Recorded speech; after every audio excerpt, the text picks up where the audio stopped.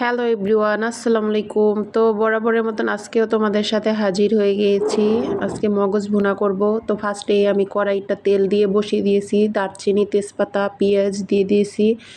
পেঁয়াজটা কিছুক্ষণ ভেজে নিব হালকা একটু কালার করে, তারপর আদা বাটা দিব।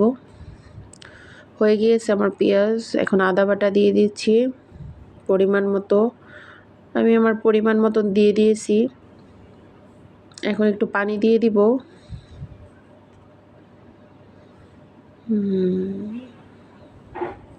এখন হলুদের গুঁড়া, মরিচের গুঁড়া,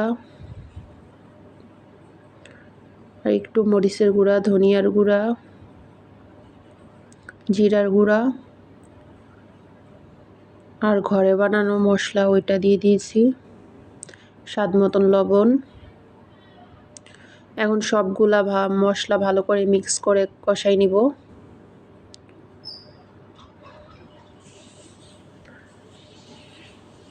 তো ভালো করে মশলা কষানো হয়ে গেছে, এখন কিছুটা আবার পানি দিয়ে দিব। পানিটা দিয়ে ঢাকনা দিয়ে কিছুক্ষণ রেখে দিব, মশলাটা আরও ভালো কিছুক্ষণ কষাই নিব, যাতে মশলা থেকে আদা তারপর মশলার যে স্মেলটা চলে যায় জন্য। এই তো দেখো ফাইনালি আমার হয়ে গিয়েছে মশলাটা কষানো, তেল উঠে গিয়েছে, লাল লাল কালার হয়ে গিয়েছে। কালারটা দেখতে সুন্দর হয়েছে মাশাআল্লাহ। তো এখন আমি মগজটা দিয়ে দিব। মগজটা খালাকি দিয়ে আমি আগেই একদম পরিষ্কার করে ধুয়ে নিয়েছি। এখন দিয়ে দিছি মগজটা।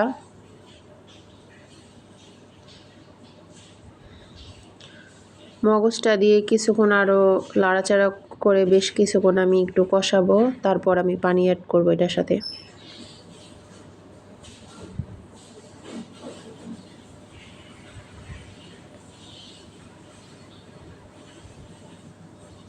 তো কষানো হয়ে গিয়েছে, এখন আমি এটার ভিতর পানি দিয়ে দিব।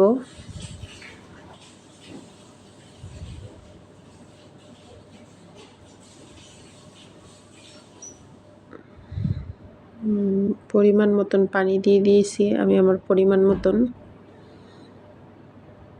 এখন কাঁচামরিচ দিয়ে দিব কিছুটা।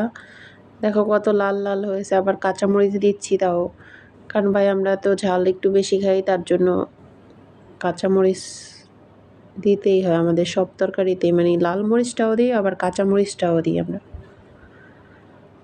তো কিছুক্ষণ পর দেখো ঢাকনা উঠিয়ে দেখি মগজটা বলকাই গিয়েছে, হয়ে আসছে আমার মগজটা, প্রায় হয়ে গিয়েছে।